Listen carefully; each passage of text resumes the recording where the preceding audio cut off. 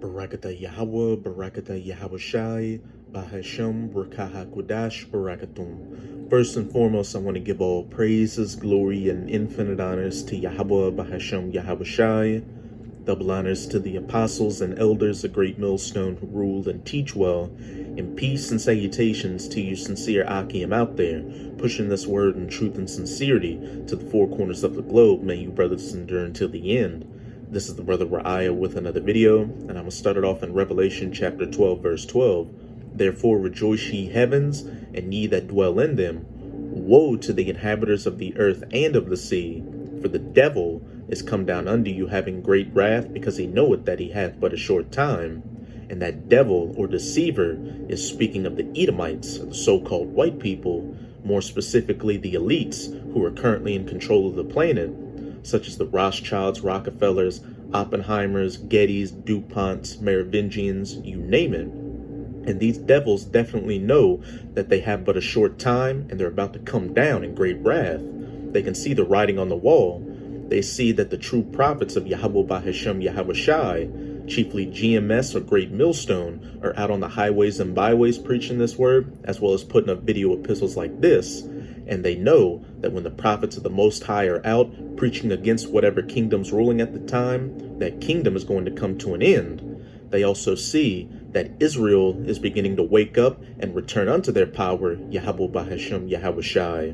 Israel consisting of you so-called Negroes, Latinos, and Native Americans.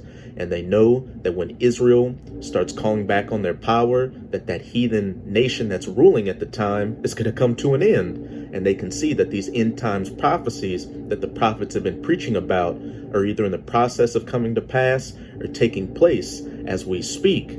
They also know they're the biblical Edomites and know what the fate of the Edomites are after they're taken out of power. 1,000 years of hardcore bondage and slavery before they're permanently culled from this planet by fire. So these elites, these devils, are about to pull out all the stops to fully implement their NW0, that GREATRESET, and try to keep prophecy from coming to its fulfillment.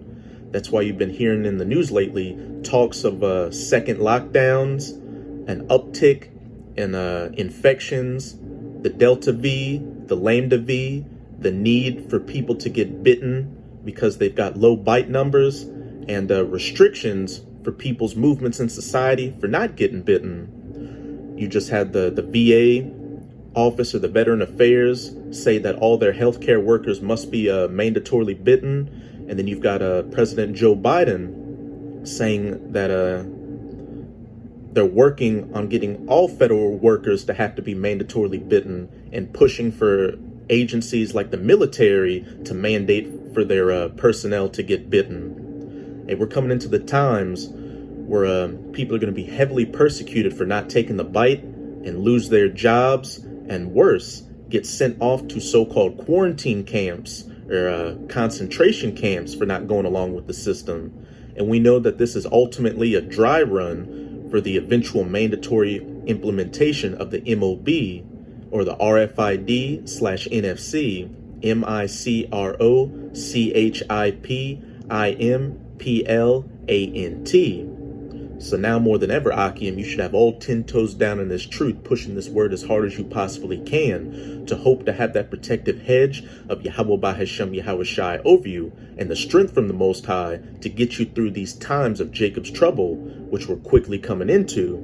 You got to expect to lose everything because you're following Yahweh Bahashem Yahweh Shai, and know that if you endure like a good soldier of Yahweh Shai Hamashiach to the bitter end, you'll ultimately be saved and be of that elect number, receive that crown, and be the first fruits in the kingdom of heaven. But in this video, I'll be going into a few articles to show the progression we're getting towards these draconian measures getting implemented. People being faced with losing their jobs and ostracized in society for not going along with the devil and his system and not wanting to receive the bite. The first article I'll be going to is on ZeroHedge.com, and the title reads, CNN, segregate unbitten, make them pay for tests every day.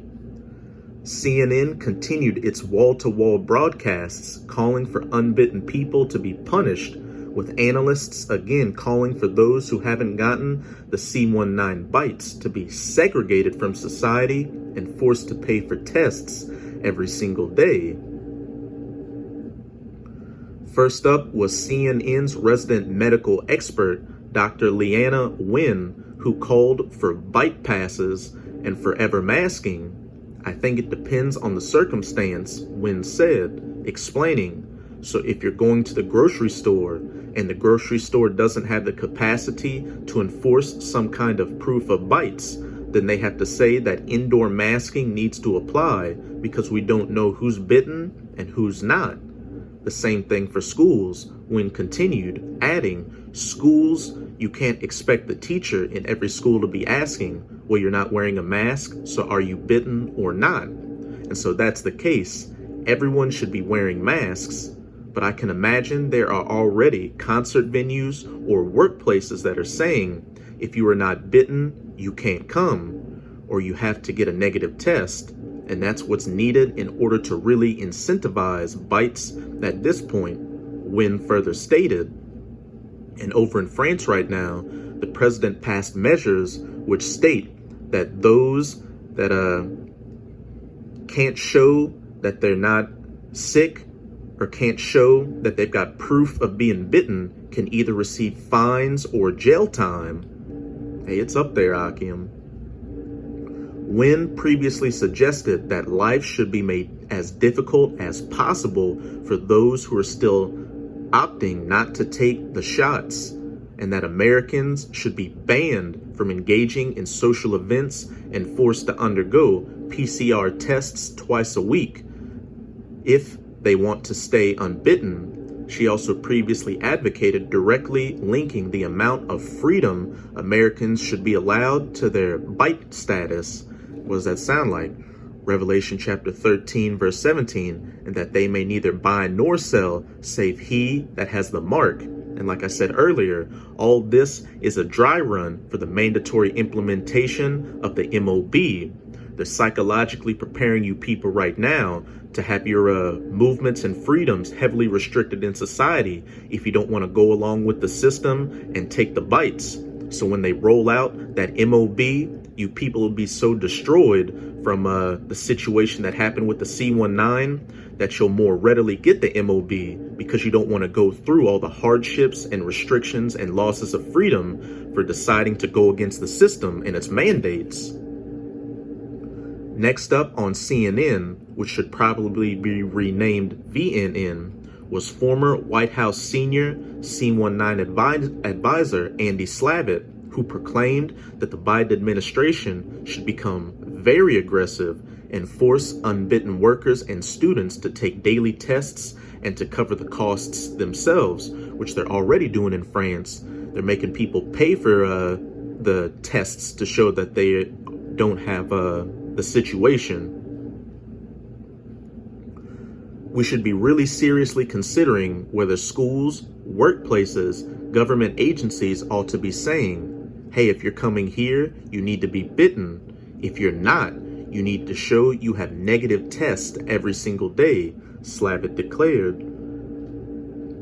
He continued, look, if people say they don't want to be bitten, which some people might say, I think it's perfectly reasonable to say that's fine. We want you to show up every morning an hour before work and get a negative test, maybe even at your own expense, until the point where people will say, you know what, it makes more sense to actually get bitten. If you give people that option, I think you're going to see more and more people take the option to get bitten. That's it with this article.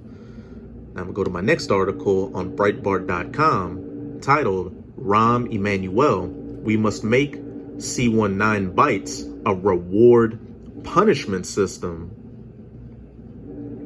Former Chicago Mayor Rahm Emanuel said on ABC's This Week that the way to get more people bitten against C19 is to make it a reward punishment system. And that first article talked about CNN saying that people's movements and privileges should be heavily restricted in society for not going along with the system. And now this article is saying that ABC is saying the same thing. It's getting put out in those major news media outlets to let you people know what times you're living in, that this devil is about to come down in great wrath, and that this is serious. This isn't some joke or conspiracy theory that you're hearing about on social media posts or anything like that.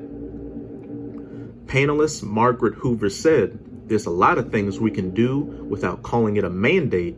Just make it almost impossible for people to live their lives without being protected and protect us." Emmanuel said, "I agree. I'm the son of a pediatrician. The fact is no children can show up at a school without showing their immunizations, smallpox and measles. You have to make this familiar to people. Second is, I would close the space. If you want to participate in activities, you have to show you are bitten, so it becomes a reward punishment system. You make your own calculation. The fact is, there's data this week that 30% of healthcare workers are not bitten. They have got to lead by example." He added, "My own recommendation is the religious community ecumenically across the board needs to speak up and encourage people, so you hit all populations with a singular message. I do give credit to the White House, whether it's Fox TV or Republican leaders getting a chorus of voices across the spectrum, not just political, religious, etc., with a singular message and lead by example." I'm gonna go to my next article on CNBC.com titled, "Get Bitten or Fired. Ken Lagone says his businesses will mandate it after full FDA approval." Hey, with each passing day, the information coming out on the bites and the restrictions on society for people who don't want to get the bites is getting more pronounced and loud and more draconian.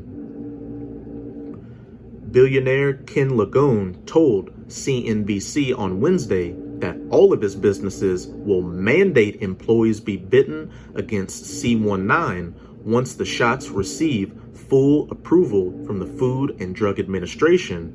And I heard somewhere that they're really going to decide on that full approval towards the end of August. You get the FDA to say it's final, it's approved, and I can guarantee you all the places I'm involved in, if you don't get bitten, you will get fired, Lagone said on Squawk Box. You have an obligation to your fellow man to protect him as well as yourself.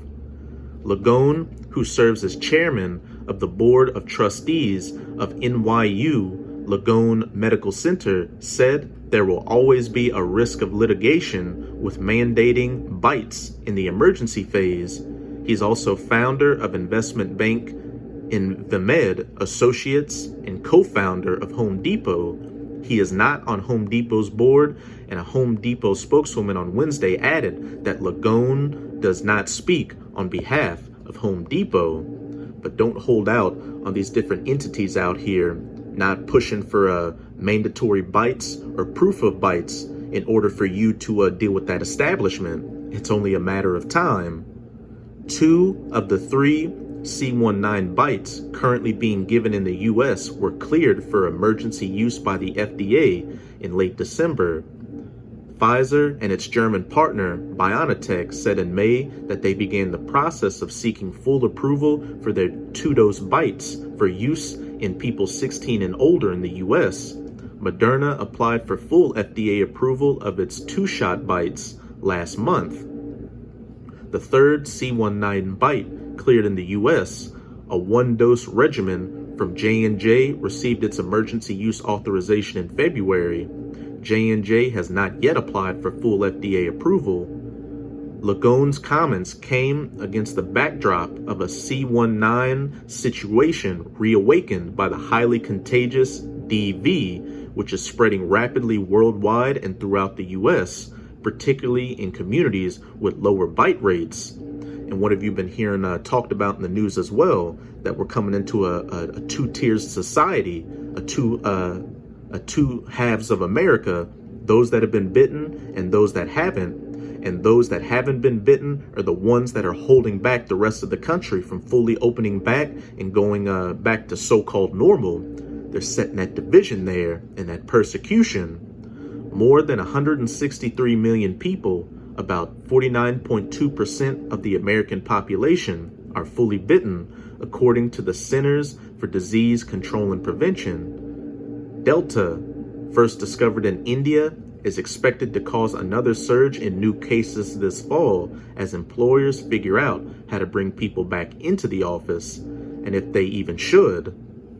And now I'm gonna go to my next article on brproud.com titled, Louisiana employers can require employees to get the C19 bite once FDA approved.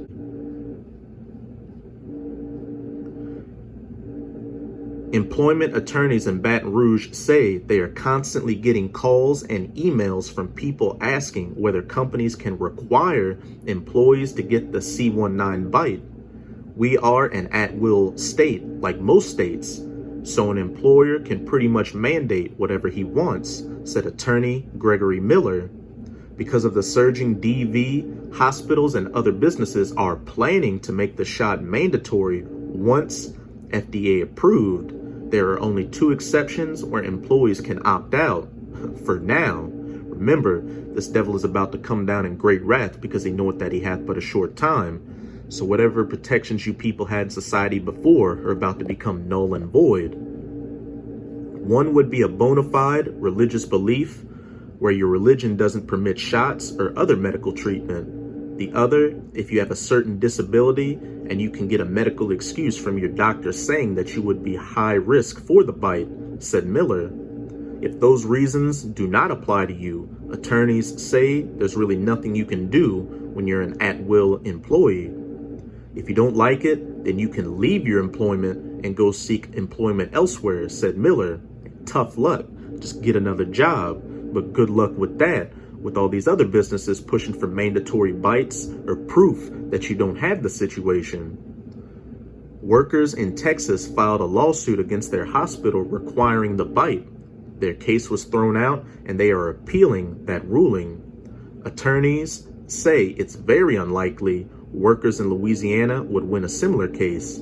Ochsner, the largest health system in the state, says all employees will be required to get the bite once it's FDA approved.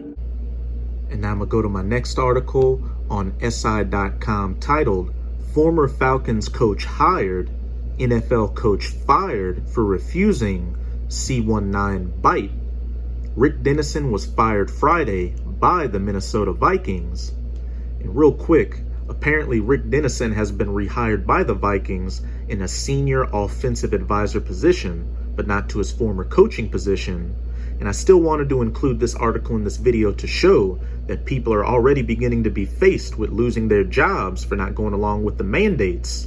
And even though Rick Dennison got some kind of job back with the Vikings, they definitely put a foot in his ass first to show that if you want to buck up and be hard-headed, we're not afraid with letting you go.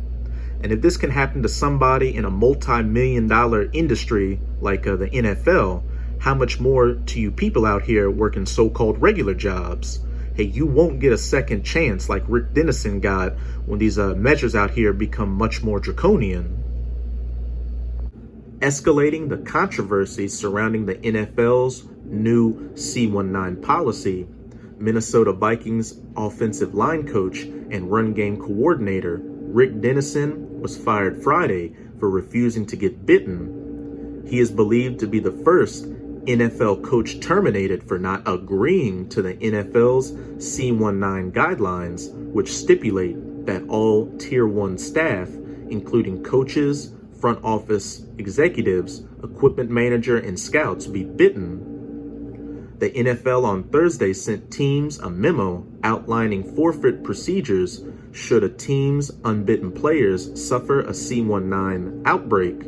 Should there be a C19 outbreak among unbitten players and staff, games would not be rescheduled and teams would forfeit. That's it with this article, but as you sincere Akim can clearly see, it's up there and it's stuck there. This devil is about to come down in great wrath and pull out all the stops to implement that NW0 and target those that don't want to go along with the system. And we're definitely going to need Yahweh Bahashem Yahweh Shai to get through these draconian measures that are quickly coming our way. But just know that if you endure until the end like a good soldier of Yahweh Bahashem Yahweh Shai, you're going to be of that elect number and receive that crown. And once you're in that position, all these things that we had to suffer and lose for a testimony of Yahweh Bahashem Yahweh Shai will be more than worth it. But now I'm going to close it out in Ecclesiasticus or Sirach in the Apocrypha, chapter 2, start at verse 1. My son, if thou come to serve the Lord, prepare thy soul for temptation.